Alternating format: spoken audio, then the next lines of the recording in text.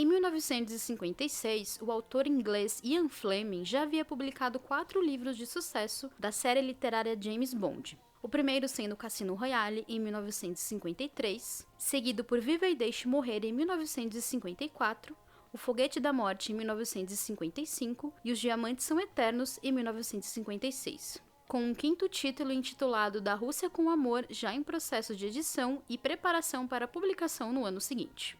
Dono de uma casa de férias na Jamaica conhecida como GoldenEye, Fleming iniciou em junho de 1956 uma colaboração com o produtor de cinema Harry Morgenthau III para escrever uma série de televisão chamada Commander Jamaica, que tinha como objetivo promover o turismo do país caribenho. O projeto, que apresentaria um personagem jamaicano parecido com Bond chamado James Gunn, acabou fracassando e Fleming decidiu usar a ideia como base para um novo livro da série James Bond. Inicialmente intitulado The Wounded Man, Dr. No foca na investigação do agente James Bond sobre o desaparecimento na Jamaica de 2 agentes do MI6, que estavam investigando um operador chinês de uma mina de guano na fictícia ilha caribenha de Krabi Key. Publicado em 1958, Fleming recebeu as primeiras críticas negativas de um livro da série, provocadas pelo teor sexual e o óbvio prazer do protagonista em obter produtos de marca e objetos de luxo, elementos fortemente explorados na trama. Entretanto, alguns críticos ainda pontuavam positivamente o que chamavam de válvula de segurança para o homem moderno heterossexual e em um período de, entre aspas, confusão sexual. Enquanto a crítica britânica detonava o filme, parte da crítica norte-americana apontava a história como a mais atraente da série. Enquanto a crítica dos 2 países não entrava em consenso, o produtor de teatro e cinema canadense Harry Saltzman leu Dr. No e Goldfinger, o livro seguinte da franquia. Rapidamente, Saltzman se interessou em transformar os livros de Bond em longas-metragens. 60 anos depois, é impossível pensar em filmes de espionagem e não lembrar de 007, o agente mais famoso do cinema. Eu sou Júlia Gavilã, e esse é o Mais Que Um Filme. Curiosamente, Fleming não era fã do gênero que Saltzman era famoso por produzir. Conhecido como Kitchen Sink Realism, o movimento cultural britânico que se desenvolveu no final da década de 1950 e início da década seguinte, focava em protagonistas que eram geralmente descritos como jovens raivosos que estavam desiludidos com a sociedade moderna. O gênero seguia um caminho completamente diferente do que Fleming explorava nas histórias de Bond, um personagem que é o ápice da masculinidade. Entretanto, Fleming mudou de ideia ao ver Tudo Começou Num Sábado, filme do gênero com produção executiva de Saltzman, lançado em 1960.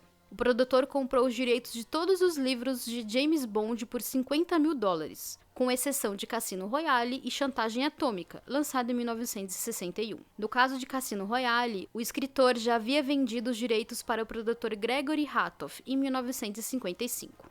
Já a Chantagem Atômica era objeto de uma disputa legal por direitos autorais envolvendo um roteiro não filmado de James Bond, que serviu como base para o livro.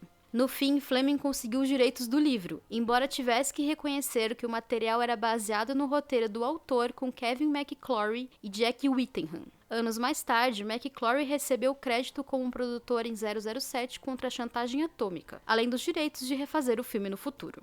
Com os direitos dos livros, Saltzman teve problemas para reunir recursos financeiros para levar James Bond para as grandes telas. Na época, o produtor norte-americano Albert R. Broccoli se interessou em transformar os livros de Bond em uma série de filmes.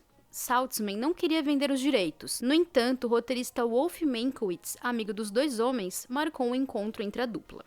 Não demorou para Saltzman e Broccoli decidirem se unir para levar 007 para a tela. A dupla criou 2 empresas para explorar o universo dos livros no cinema. Sob comando de Saltzman, a Danjaq foi criada para ser uma holding responsável pelos direitos autorais e marcas registradas dos personagens, elementos e outros materiais relacionados a James Bond nas telas. Já a Aeon Productions de Broccoli foi criada para fazer a produção dos filmes.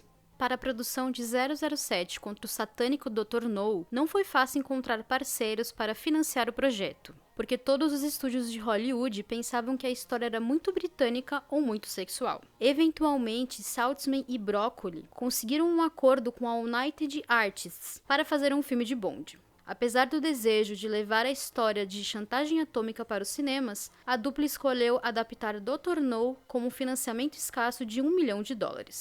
Com as restrições financeiras pairando sobre a produção, foi difícil encontrar um diretor para o projeto. A primeira escolha dos produtores foi o norte-americano Phil Carson, que pediu um salário muito alto. Eles ainda ofereceram o filme para diversos diretores ingleses, como Guy Green, Guy Hamilton, Val Guest e Ken Hughes, mas nenhum estava interessado no trabalho. Anos depois, Guy Hamilton se tornaria diretor de 007 contra Goldfinger, 007 Os Diamantes São Eternos, com 007 Viva e Deixe Morrer e 007 contra o Homem com a Pistola de Ouro. Eventualmente, os produtores contrataram o diretor Terence Young, com quem Broccoli já havia trabalhado anos antes. A dupla sentiu que Young conseguiria transferir a essência do personagem do livro para o filme. E eles não estavam errados. Muitas das escolhas estilísticas presentes ao longo da série de filmes foram decisões de Young. Também foi escolha do diretor colocar mais humor na história para equilibrar a quantidade de sexo e violência no filme e driblar os censores. Em parte devido à ajuda de Mankiewicz na intermediação do acordo entre Broccoli e Saltzman, o roteirista foi originalmente contratado para escrever o roteiro com Richard Maibaugh. A dupla de roteiristas acreditava que a versão literária do vilão Dr. No era muito semelhante ao Fu Manchu, um personagem ficcional que aparece em uma série de livros do escritor inglês Sax Holmer. De fato, Fleming foi influenciado pelas histórias de Fu Manchu para criar o vilão. Na primeira versão do roteiro, os roteiristas reimaginaram o Dr. No como um sagui adorado como deus pelos habitantes de uma ilha remota. No lugar do vilão, a dupla criou um magnata do transporte chamado Butch Wilde, que queria explodir o canal do Panamá. Horrorizados, os produtores rejeitaram o roteiro ainda no rascunho inicial. Insatisfeito, Mankiewicz se retirou do projeto antes da conclusão do segundo roteiro de Maibaugh, agora mais próximo ao livro de Fleming. Eventualmente, o nome de Mankiewicz foi retirado dos créditos porque o roteirista temia que a história fosse um desastre. Com o segundo rascunho pronto, Johanna Harwood e Berkeley Matter foram contratados para polir a escrita de Maibaugh. Harwood é uma rara presença feminina entre os roteiristas da franquia 007. Nascida na Irlanda, a roteirista trabalhava como secretária e leitora de roteiros na agência de talentos de Saltzman. Coincidentemente, uma das primeiras histórias da roteirista foi uma pequena paródia de James Bond. A presença dela foi reprovada por Young e Maibaugh, que mais tarde reclamaria do crédito dado a Harwood em Moscou contra 007 de 1963, citando política de estúdio. Curiosamente, apenas alguns filmes da franquia permaneceram substancialmente fiéis ao material de origem. 007 contra o satânico Dr. No é um desses casos, especialmente o vilão com o enredo básico do personagem e muitas semelhanças com o material de origem. Porém, alguns elementos do livro foram excluídos ou modificados no processo de adaptação, como a eliminação de uma luta de Bond com uma lula gigante e uma fuga do complexo do vilão usando um bug disfarçado de dragão. O roteiro cinematográfico também introduziu alguns elementos da trama, como o caso da Spectre, organização que não está presente nos livros de Bond até Chantagem Atômica, o 8º livro da série. O objetivo de Saltzman e Broccoli era usar a Spectre como substituto para a União Soviética para evitar comentários sobre a situação política internacional. A introdução das interrupções de Dr. No nos lançamentos da NASA foi adicionada devido à percepção de que os Estados Unidos estavam ficando para trás na corrida espacial. A versão cinematográfica também adicionou elementos ausentes no livro, como a introdução de Bond em um cassino, a apresentação de Sylvia Trench, a namorada semi-regular do protagonista, uma cena de luta com o motorista inimigo, uma sequência de luta para apresentar o personagem Corot, a sedução de Mistaro, o agente Felix Leiter, um aliado de Bond na CIA, o parceiro de crime de Dr. No, o Professor Dent, além do controverso assassinato a sangue frio de Dent pelas mãos de Bond. Mesmo que 007 contra o satânico Dr. No não tenha mantido episódios absurdos da trama literária original, como a luta com uma lula gigante, o filme manteve um nível de absurdo presente no livro que se repetiu por muitos filmes da franquia, mesmo que vários desses momentos não tivessem justificativa lógica no roteiro.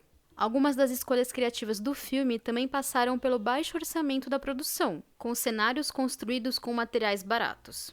A sala onde o Professor Dent encontra Dr. No custou apenas 745 euros para construir, por exemplo. No primeiro encontro entre Bond e o grande vilão, o protagonista olha para um grande aquário com peixes dourados enormes. Sem dinheiro para investir em peixes reais, a equipe de produção decidiu usar uma tela de retroprojeção com imagens de peixes retirados de um banco de imagens. Entretanto, eles não podiam investir em imagens de peixes maiores, então decidiram ampliar a imagem dos peixes dourados, que variam de tamanho entre 10 e 40 centímetros. A equipe precisou adicionar um diálogo de Bond falando sobre o inacreditável tamanho dos peixes. Ken Adam, designer de produção do filme, contou ao jornal The Guardian em 2005 que a equipe achou divertido o vilão ter alguma arte roubada. Então, eles decidiram que o retrato do Duque de Wellington, pintado por Francisco de Goya em 1814, era uma boa opção, já que a obra estava desaparecida na época. Adam pegou um slide da pintura na National Gallery e passou o final de semana reproduzindo a pintura para o início das filmagens na segunda-feira. A recriação ficou tão boa que a pintura falsa foi usada para fins publicitários. Porém, assim como a pintura real, a versão falsa de Adam foi roubada enquanto estava em exibição. O design de produção trabalhou com um orçamento de apenas 14.500 euros, pouco mais de 316 mil euros em valores atualizados em 2020. No fim, ele conseguiu convencer os produtores a lhe darem mais 6 mil euros de suas próprias finanças. Preocupado em se manter no pequeno orçamento, Broccoli deu ao diretor de arte Sid Cain uma caneta dourada para compensar a ausência do nome do profissional nos créditos do filme. O produtor simplesmente não queria gastar dinheiro fazendo os créditos novamente. A produção chegou a contratar apenas um editor de som para economizar. No fim, os produtores conseguiram $100 mil adicionais fornecidos pelo braço britânico da United para a criação do clímax do filme no momento da explosão da base de Dr. No. Mas nenhum esforço de produção funcionaria sem um James Bond perfeito para o papel. Cary Grant foi o primeiro nome considerado por Broccoli e Saltzman, mas o ator não estava interessado em se comprometer com mais de um longa-metragem. Então, os produtores decidiram encontrar outra pessoa para o papel. Diversos nomes foram considerados, mas foram rejeitados ou recusaram o projeto por diferentes motivos, incluindo Richard Johnson, Patrick McGowan e David Niven, considerado para o papel devido à interpretação de um espião na série Danger Man. Em sua autobiografia, Broccoli contou que Roger Moore havia sido analisado, mas o fato de ser jovem e, entre aspas, até um pouco bonito demais, acabou com as chances do ator naquele momento. Moore assumiu o papel em 1972 na produção com 007, Viva e Deixe Morrer. Sem alternativa, os produtores recorreram a um concurso para encontrar o espião perfeito. Dos 6 finalistas, um modelo de 28 anos chamado Peter Anthony foi o escolhido. Entretanto, ele se mostrou incapaz de lidar com o papel e também foi descartado. Posteriormente, a dupla decidiu testar o ator escocês e ex-concorrente ao Mr. Universo Sean Connery, que chegou ao teste completamente desalinhado e com roupas amassadas. Porém, a atuação do ator convenceu os produtores, que concordaram que ele seria o homem certo para interpretar Bond e lhe ofereceram o papel. Dana Broccoli, esposa do produtor, tem a reputação de ter sido fundamental para persuadir o marido a escolher o ator para o teste. Connery estava relutante em se comprometer com uma série de filmes, mas entendeu que eles poderiam mudar sua carreira se fossem bem-sucedidos. Após ser escolhido, Young começou a preparação de Connery para o papel, o levando ao alfaiate e ao cabeleireiro. Curiosamente, o ator usava uma peruca em todos os seus filmes desde 1958. O diretor também apresentou Connery à vida luxuosa londrina, passeando por cassinos e restaurantes caríssimos, além de cercá-lo de mulheres. Um laboratório preciso da personalidade de James Bond e uma construção da imagem de Connery. Existiam muitas histórias sobre quem Fleming queria para o papel de James Bond, e o autor teria sugerido os nomes de Richard Todd e Edward Underdahl. Fato é que o autor não gostou da escalação de Connery por acreditar que o ator não era refinado o suficiente para o papel, por ser alto, musculoso e escocês. O escritor via o ator como um dublê super desenvolvido e só foi convencido depois de assistir o desempenho de Connery no filme. Mais tarde, Fleming escreveria a Serviço Secreto de Sua Majestade pensando no ator no papel principal. Ursula Andrews ganhou o papel da primeira Bond Girl apenas 2 semanas antes do início das filmagens, após nomes como Julia Charlie, Martine Beswick e Gabriella Lico serem rejeitados.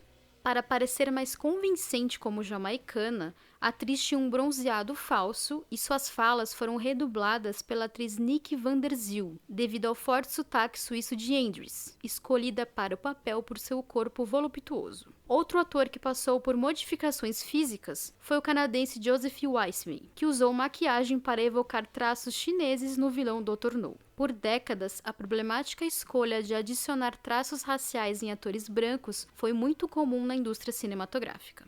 007 contra o satânico Dr. No ainda introduziria personagens recorrentes da série de filmes, incluindo a secretária Moneypenny, interpretada por Louis Maxwell entre 1962 e 1985 em 14 filmes da franquia, e M, interpretado por Bernard Lee em 11 filmes da franquia, de 1962 a 1979. Com a história se passando em Londres, Jamaica e na ilha fictícia de Crabbe Cay, as filmagens de 007 contra o satânico Dr. No começaram em 16 de janeiro de 1962 na Jamaica. As primeiras cenas foram as tomadas externas de Crabbe Cay e Kingston, com locações a poucos metros da propriedade de Fleming no país caribenho. Regularmente, o escritor visitava os sets de filmagens com amigos. Em 21 de fevereiro, a produção deixou a Jamaica sem completar todas as filmagens no país devido a uma mudança de clima na região. 5 dias depois, a equipe retornou ao trabalho em Londres, completando as filmagens em 58 dias. Alguns profissionais foram fundamentais para estabelecer o que seria o estilo da franquia. O editor Peter R. Hunt usou um estilo de edição inovador que consistia no uso extensivo de cortes rápidos, empregando movimentos e efeitos exagerados nas cenas de ação. Hunt disse que criar um ritmo rápido ajudaria o público a não notar possíveis problemas no roteiro. Outra escolha inovadora foi a introdução do filme criada pelo designer gráfico e projetista de créditos Maurice Binder, que trabalhou em 14 filmes do espião. Para a criação da sequência do cano da arma de James Bond, a cena foi filmada em sépia, colocando uma câmera pinhole dentro de um cano de arma calibre 38 com Bob Simmons interpretando Bond. Essa sequência foi reproduzida em todos os filmes subsequentes de Bond e se tornou uma marca da franquia cinematográfica. Binder também projetou a sequência do título que se repetiria nos filmes seguintes. A memorável canção tema de James Bond, composta por Monty Norman e arranjada por John Barry, também foi fundamental para criar a mitologia do personagem. Ao tocar o tema na cena da apresentação de Bond com a famosa frase Bond, James Bond, criou uma ligação inquebrável entre personagem e música. Houve um debate sobre qual dos dois homens compôs a canção. A questão foi resolvida judicialmente em 2001 e Norman ganhou o processo. 007 contra o satânico Dr. No foi lançado no Reino Unido em 5 de outubro de 1962, arrecadando $840 mil em apenas 2 semanas. No total bruto, o filme arrecadou mais de 59,5 milhões de dólares no mundo todo, apesar das críticas mistas na época. Para a campanha de marketing do filme, a Eon e a United fecharam acordos de licenciamento que giravam em torno dos gostos do personagem, com bebidas, cigarro, roupas masculinas e, claro, carros. A parceria entre Broccoli e Saltzman acabaria em 1975, após tensões entre a dupla durante as filmagens de 007 contra o Homem com a Pistola de Ouro. Saltzman vendeu as ações da Danjaq para a United, adquiridas por Broccoli em meados de 1980. Atualmente, o comando da empresa é de Michael G. Wilson, enteado de Broccoli. 007 contra o satânico Dr. No foi apenas o começo do que se tornaria uma das franquias mais frutíferas do cinema e um dos personagens mais lendários da cultura pop. Mesmo após 60 anos, a popularidade de James Bond não se perdeu, e foi a interpretação estrelar de Sean Connery que pavimentou o caminho para a franquia se tornar tão inesquecível. Eu sou Júlia Gavilã e esse é o Mais Que Um Filme. Me siga nas redes sociais para acompanhar o que eu faço por aí e para bater um papo comigo. Também siga o feed do podcast para não perder nada e conheça o Catarse do Mais Que Um Filme. Ou me pague um café via Pix. Até a próxima!